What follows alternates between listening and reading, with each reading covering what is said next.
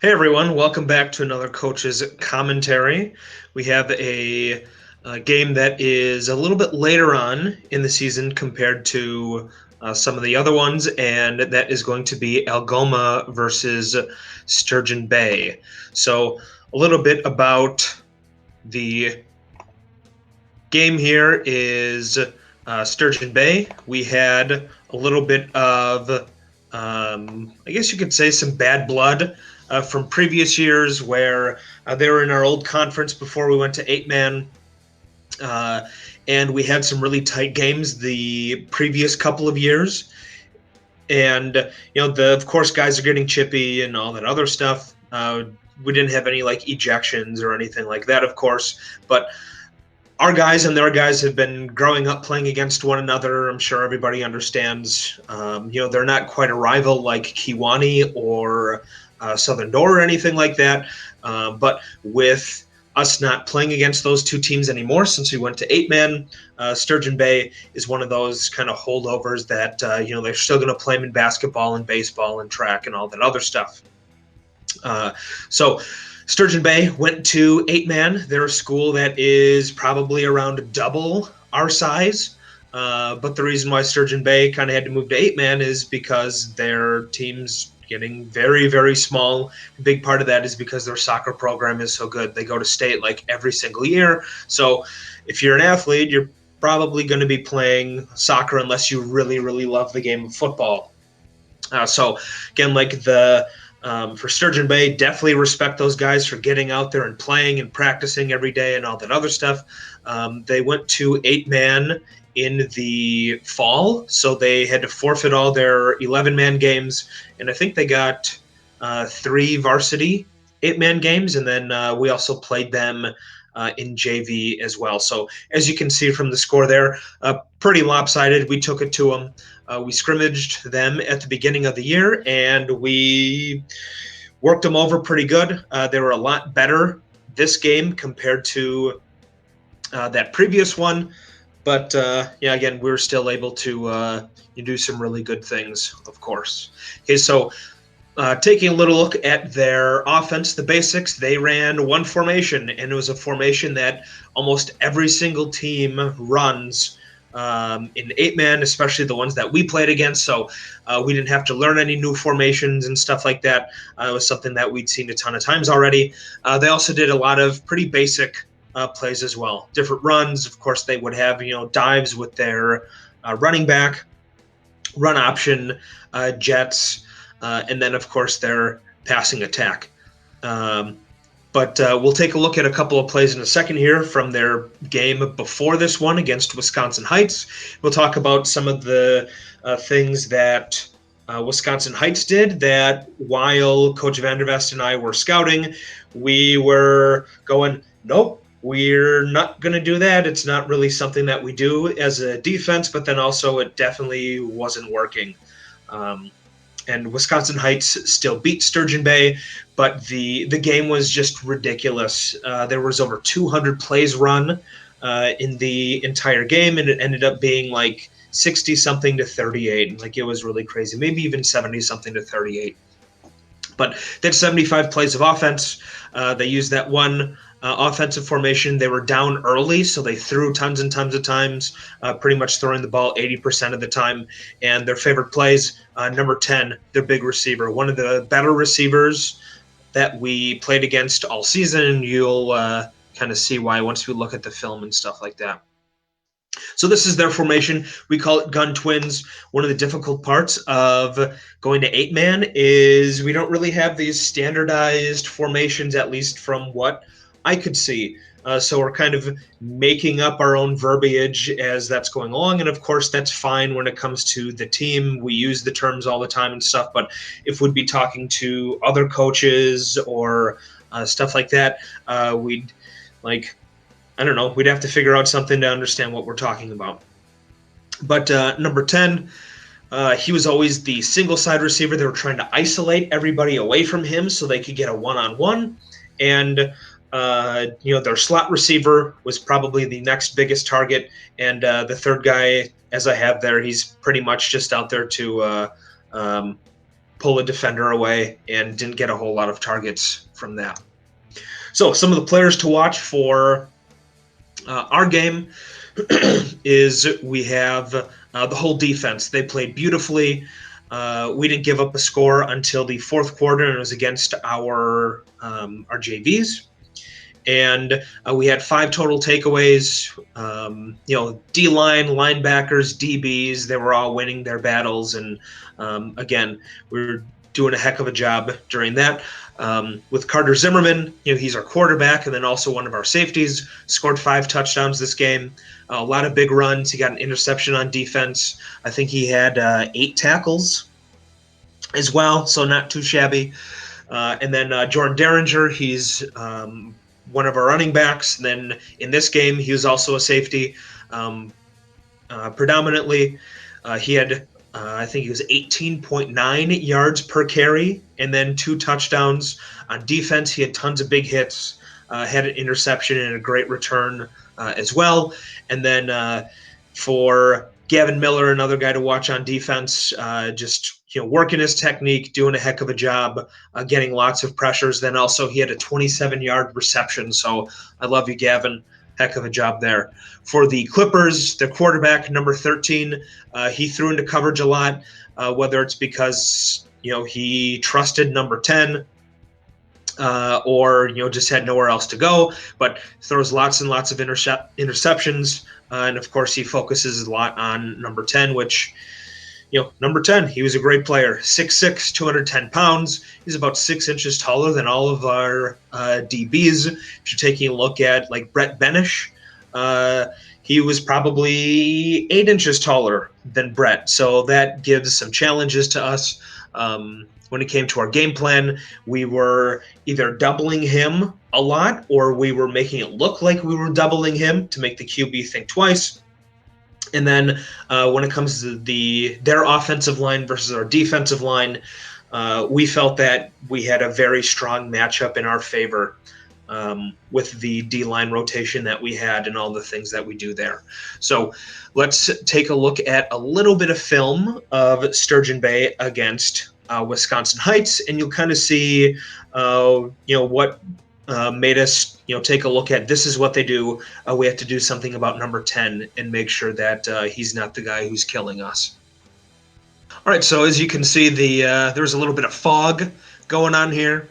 When you're taking a look at how Wisconsin Heights, the away team, how they were playing, number 10 is they were playing press coverage a lot of the times. As you can see from these plays here, 10 is at the bottom of the screen. It's one-on-one. They're playing cover 0. 10 had a really, really good release. So, his first, 2 steps, he's giving shoulder shakes. He's jumping inside. He's going outside. And then being able to defeat that press coverage. And then the quarterback just has to kind of throw it out there and let him go get it. And on number 10, he had a crazy stat line.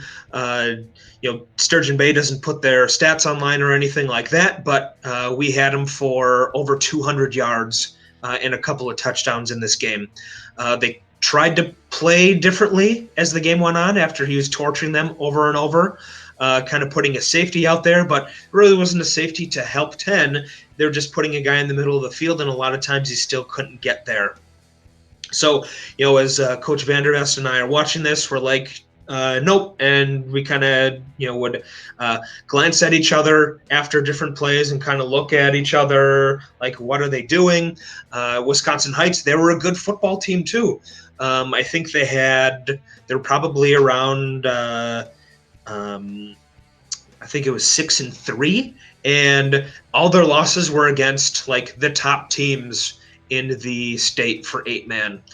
They had a lot of athletes. If we would turn on their offensive film, they're taking it to Sturgeon Bay, and you can see why Wisconsin Heights definitely won. But yeah, they're playing cover 0 the vast majority of the time, and number 10 is running wild all over them. So when it comes to our game, some of the things that we were taking a look at when it comes to offense, I talked about this in a previous coach's commentary, the use of trips. and how all the teams that we faced were pretty much running the same thing. They're running cover zero, man coverage, so there's no deep safety that's playing zone or anything like that. They're just matching up man to man, and then they're rushing everybody else for the most part. So teams could play 3-man lines, 4-man lines, whatever, but essentially they're running the same thing. So what we would do against teams, so almost everybody that was doing stuff like that, is we went into our trips formation. So we would automatically remove 3 guys from the play, and we would be running the ball. So of course we could still run our pass plays because it's one-on-one situations across the board, and you can make guys look ridiculous because there's no help or anything like that, but we're predominantly going to cover things. So the 2 big plays that we're going to be running out of this, and this is what was killing Sturgeon Bay, was our trap play and our G play. So you'll notice we have 4 blockers and a runner being our quarterback against 4 defensive linemen and a linebacker. So essentially, if we are leaving the backside defensive lineman go, he's not going to be able to get to the play, and we can get a block on everybody, and then our QB just has to race, the guys who are in coverage and stuff like that. So I have our 16 trap drawn up here, where we get some good down blocks. We have our tight end going inside for that linebacker, and he doesn't even have to kill him. He just has to get in his way. QB is going to read the block. The quarterback, he has a little sidestep to for timing purposes, allowing our guard to clear, and then trap, in this instance, the defensive end. And then it's also putting the quarterback on a good angle where he's getting outside. Okay, when we're trapping, when we're doing G's, we want to get inside the block and then take that outside so we can run away from everybody. So we use this a lot. This is what a lot of our big plays came against, the trap and then also the G. G, a lot of the same principles. If the defensive end is kind of giving us problems where he's crashing really hard, we'll run the G so our tight end can just block him out. He is a contained guy, so he shouldn't be diving inside on us, so it's a pretty safe block for our tight end. He can just wash him outside. He can give ground. It doesn't even matter. He just has to widen out that hole, and then our pulling guard pulls up. You can kind of see where the pull looks a little bit like a backwards G in this instance, hence why we call it a G. And then the QB, very similar steps, where as long as he's not taking forever, that defensive end's not going to be able to get to him. Sometimes we would add like a pump fake from the quarterback to get that DN to hesitate a little bit so we can get on that run. But for this one, I don't think we had to do that. So we got everybody play side blocked up, and then the QB just has to run, and we got lots of big plays because of that. Another thing that you should take a look at halfway through the game, roughly, I'll also point it out. We went with our elephant defensive line just because we could. We took the 3 biggest guys on the team and put them on the D-line. I think almost every single one of these guys outweighed Sturgeon Bay's offensive line by about 100 pounds. So it's a pretty funny thing. We're not really getting a whole lot of pass rush out of this, though Elijah is probably going to text me and tell me what am I talking about and stuff like that. But it was just kind of a fun thing that if we are doing well in the game, it gives guys something to look forward to. So Elijah, he's 6'2", over 300 pounds. Danny, 6 foot. Over 300 pounds. Jared, 6'1", 6'2", over 300 pounds. And kind of on our estimates, we were roughly putting, for 3 guys on our defensive line, about 950 pounds of beef out there. So that was a really cool thing to see. And of course, they were begging me as the year went on, like, hey, let's go to that again. And I was like, no, that was like a one-time special thing that we were doing there. This is going to bring us to the game itself. And we apparently missed the kickoff, which is okay, but you can see that formation that Sturgeon Bay is running. We're using our 3-1 defense. against this defense or against this offense, we could run anything. We could run zone. We could run man. With the 4 DBs on the field, we can do tons and tons of different things. And give different reads for the quarterback and stuff like that. One of the things you'll notice is we're playing way off of the receivers. Okay, we're playing. Usually, we would play about 8 yards off of guys, just because if they want to throw a slant or a little hitch or whatever, we're going to come up and tackle you. Okay, we don't want to get beat deep. We're trying to get that timing where by the time the wide receivers would eat into that cushion of our DBs, we're trusting that our D-line is going to be getting to the quarterback. Okay, so if we would play up like Wisconsin Heights did and press and all this other nonsense, playing cover 0, all of a sudden that gives the QB some more time, because after 1 second he can just toss it up there and let his wide receivers go get it. So with us playing 8 yards off, whether it was man, whether it was zone, whatever, great run here by Jordan. Good downfield blocking by Brett. And that came off of a trap play. But with our defense, we're telling the wide receiver, you're not going to throw deep on us. And then also with our extra safety, again, here's our trips formation, as you can see. We threw a bubble out of it, didn't get very good blocking out of our other guys out there. But again, we're kind of setting things up. You can see how they have that 4-man D-line. We got a G, and there it is. We left that backside defensive end go, and there's our first big run of the game. Second big run of the game. But first touchdown. Easy peasy. Gavin Miller. Great hands. Got the 2-point conversion.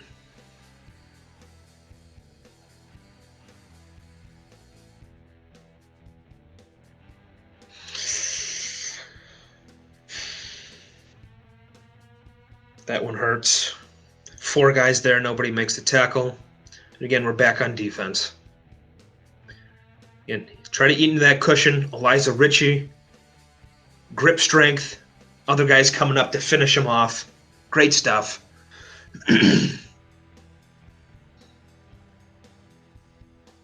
Bring in a blitz. I think number 10 for this game, he had 2 catches for 18 yards. So the previous game, goes off for 2 touchdowns and a bunch of yards. This one, 2 catches, doesn't have a big effect on the game. In terms of the stat line, I should say. They try a fake punt here. Cover it.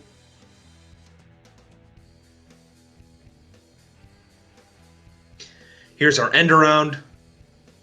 Got guys blocking. Never seems like Brett could get that spin move quite right to make guys miss.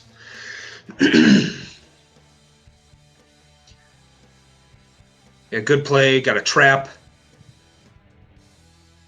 Decent amount of yards.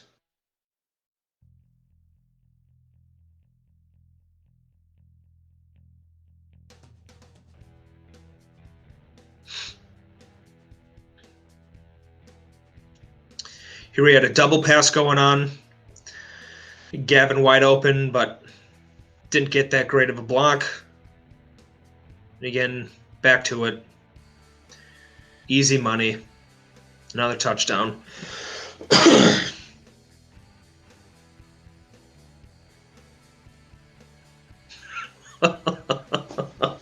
Just driving guys in the end zone. Great offensive line play. That's one of the great things about this offense is we have a lot of guys blocking. Pretty much every single play, we have the 3 offensive linemen. We have the tight end, who's really a converted offensive lineman. Sorry, Gavin. And then we have our kind of 2 receivers where a lot of plays they would have a double team. So we're using a lot of guys to block. We're not wasting a guy and a quarterback. So we can just get after you, get everything plugged up, and then we're going. There was a holding on that play against Elijah when he shot through there, which is why they got backed up.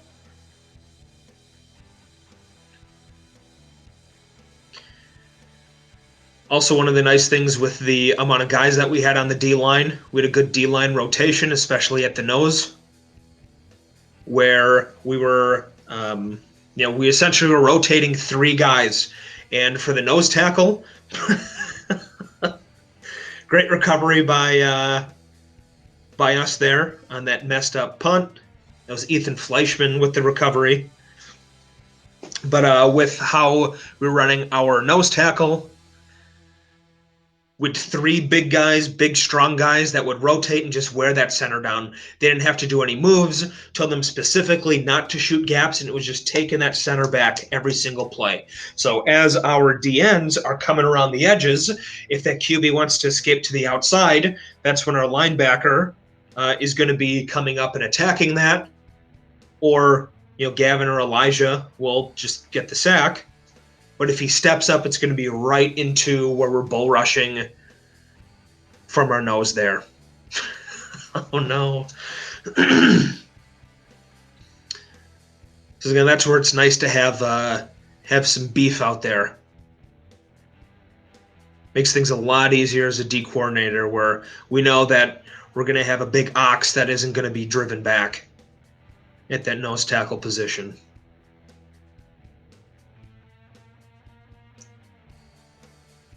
Gavin Miller making plays. Danny Collard making a play with his fumble recovery. Number 51 there from the nose tackle position. Good pass pro. Got Coach V attacking it. We got a trap going on here, it looks like. Decent yards.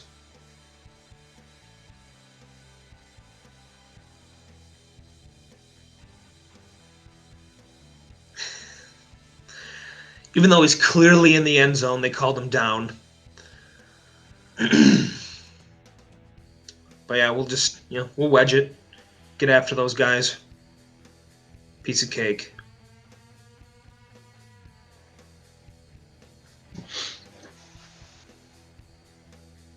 I lost track of the score already. You guys know it was 52-10, so getting a couple of guys in here. Danny Collard with a good jump on the ball. You have Ethan Fleischman in at defensive end as well. I want to talk about Gavin Miller, where he has a great push-pull. Ethan had a great push-pull too. This is his first year out as a senior, and learned really, really fast.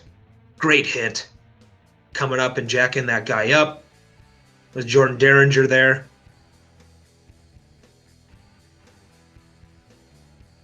Launching it deep.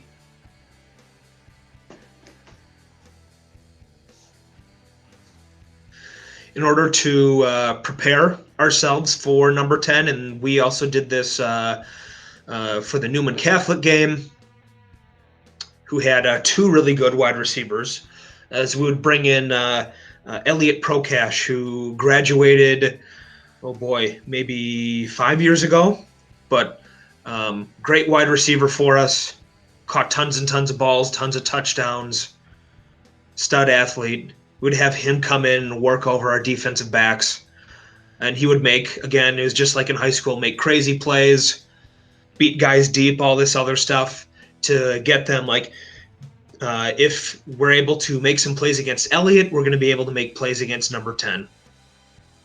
Here's the Gavin Miller 27-yard catch. And then back to blocking.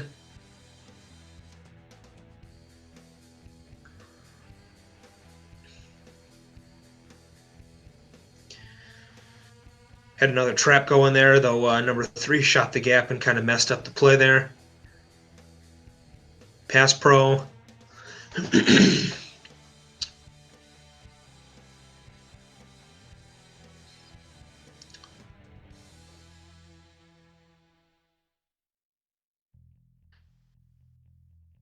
This was called back for, I think it was like holding or something like that.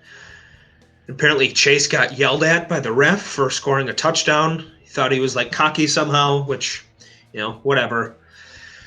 Doesn't make any sense. At least didn't throw the flag. So this is our elephant formation here. You can see Jared, Danny, and Elijah. All that beef. 950 pounds. Getting after it. This is one where they called timeout. And we knew that they were going to do a 4 and go, a curl and go. So we had Carter Zimmerman play center field and a little bit deeper than normal. There's Trapp again, killing him. But I had him play deeper than normal. And we knew he was going to throw that 4 and go. So him playing deeper would allow for him to get over quicker, or not quicker, but be able to get over when he just launches it deep, get the interception. If you rewind that, you'll be able to see me celebrating before we even pick the ball off there. Again, film study, understanding what the offense is trying to do. That's why we're the best defense in the state for 8-man. Here's another pick, Jordan Derringer. Again, we had him playing in the middle of the field. We're probably in cover 1 on that one, cover 1 man. Threw it right to us. And then we're getting after it. Look at Elijah Ritchie driving his guy 15 yards back, maybe even 20 yards back on that one. Just getting after it. Aggressive lineman Jared Huddle driving his guy 15 yards back. They must be competing. Like, offensive line is so much fun. Nobody watches you unless they probably were an offensive lineman themselves. But just getting after it. Guy's aggressive. Love that stuff. Another big run. And just taking it to him.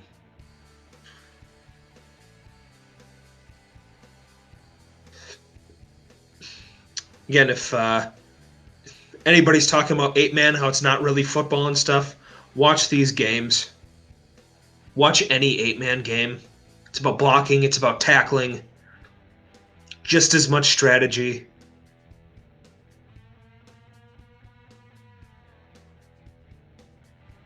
Nice catch and run here. It's probably one of the bigger plays of the game. And 10 isolated on that side of the field. Looks like they're running option. And a nice run.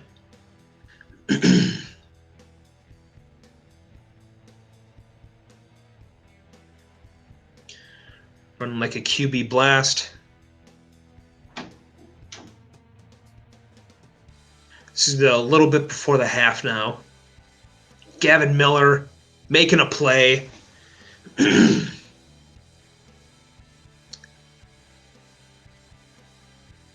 Third down, probably know what's coming here. Good hit, good finish. That's Jordan Derringer again.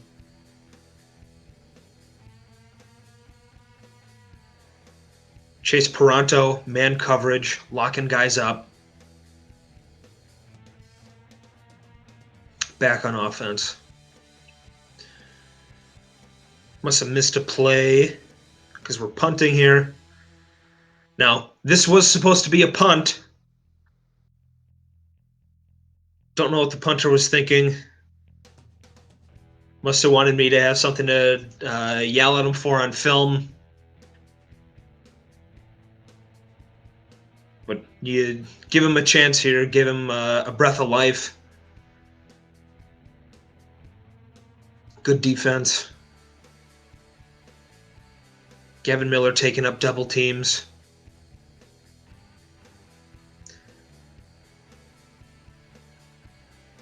Throwing it up. This is right before half. Double team. And then this is the kickoff after half. We're going to start sprinkling in a lot of the younger guys. 13 just took a seat. these cutback runs were we would hit these a lot of times after the half, probably because of adjustments, just because we're hammering, those runs, and then we get linebackers over pursuing, and all of a sudden Jordan, he'd be going to the left or going to the right, and then nobody's on the backside, and then boom, and he's gone, and he's a sprinter, probably the second fastest guy on the team, behind Brett. Though if Jordan's watching this, he's probably shaking his head and saying no. But not a lot of guys are going to catch him.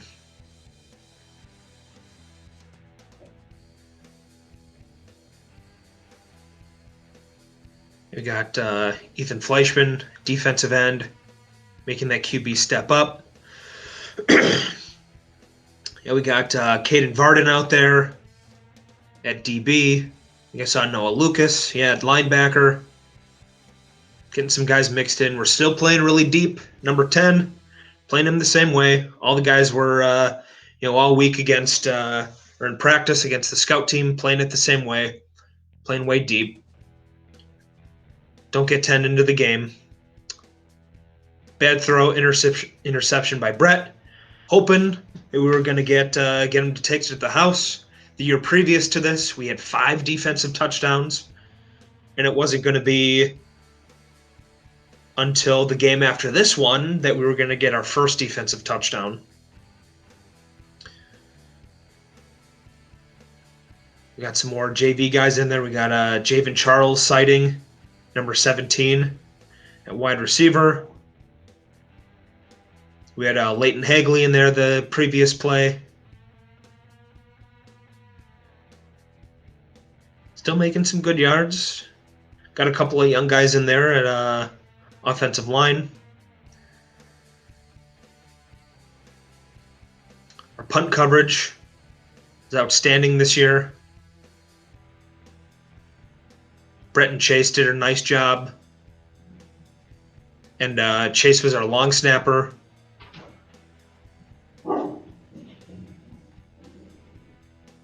Threw into their double coverage. And everything we want. And again, for number 10, we were either doubling him or making it look like we were doubling him almost every single play. Good tackle by Brett. Open field. Coming up and filling.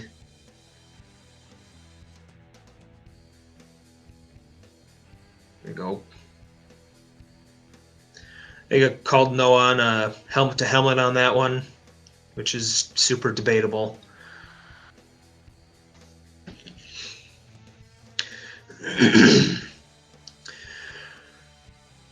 Doing some of their runs.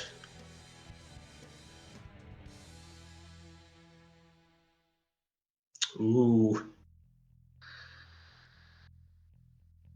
Let's see if I kept Carter. Oh, I did keep him in the game.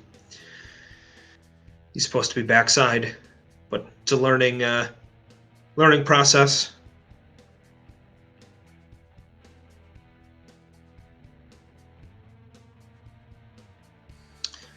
There we go. Made up for it there. Made a good play. Shed his block. Got the tackle. Had the linebacker there too.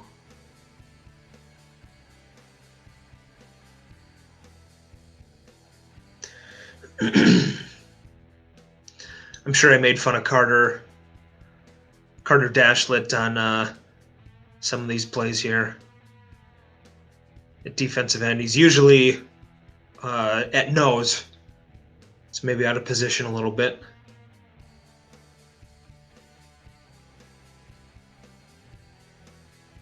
He's going to get a sack here. Maybe that's going to be in one of the next series. Yeah, young guy's going to have a safety here. I would argue that forward progress had him out of the end zone because the defender was slinging the quarterback around and stuff, but can't get every call. Plus, I have the benefit of watching it on film. They have to call it in the moment. There we go. Carter, he just got to make the play. Did the right thing. Just got to execute a little bit better.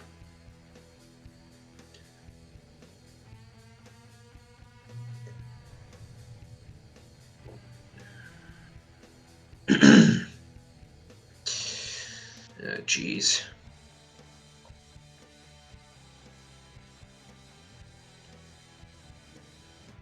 Carter Dashlet's sack is coming up here pretty soon. Must have got called for encroachment. Yep, this is it. Carter Dashlet with the sack. Only sack of the game. Finally tracked him down.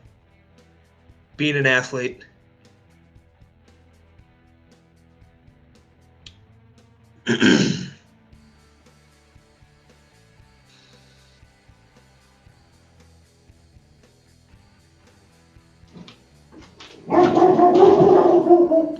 Oh, my dogs are angry at something. Yeah, we got a touchdown there. The Caden Varden got picked by the ref.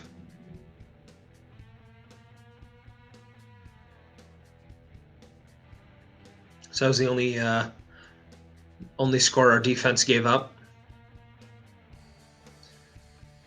We're just doing more pounding the rock. Young guys out there. Got Carson Lishka out there. We got Ryan Pierre, Ethan Pavlot at center. C.A. Ritchie, younger brother to Elijah. Moving guys, good play there.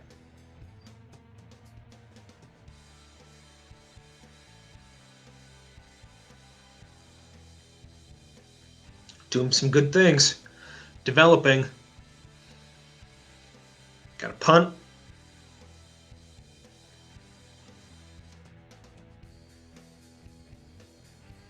Decent coverage.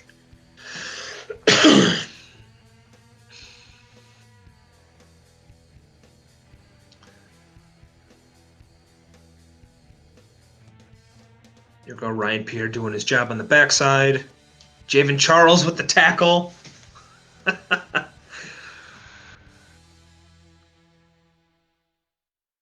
think we got Leighton Hagley out there. And then there's the end of the game. But again, all in all, another big win for us. Something we wanted pretty badly. And we did a great job. So hopefully you can kind of see the differences in how we were playing things compared to like Wisconsin Heights, where lots and lots of teams would play it exactly like that. Maybe not like the press coverage like Wisconsin Heights was doing, but again, they had some really good athletes, guys who were giving up, tons and tons of yards. They had athletes just as good as us, and it came down to scheme, really. Where you're when you're giving a guy no help press coverage all game, that's asking a ton. And again, you're pretty much asking to give up big plays over and over. So that's one of the reasons why we were shaking our heads. No way we're going to do that. And then why we were playing off a lot more. We had a safety in the middle of the field. We were running a lot of cover 3, and then a lot of cover 1 man. And then also, kind of bracketing and doubling number 10 especially. But good win. Hopefully you guys enjoyed this, learned a little bit of the X's and O's, and we'll see you guys next time.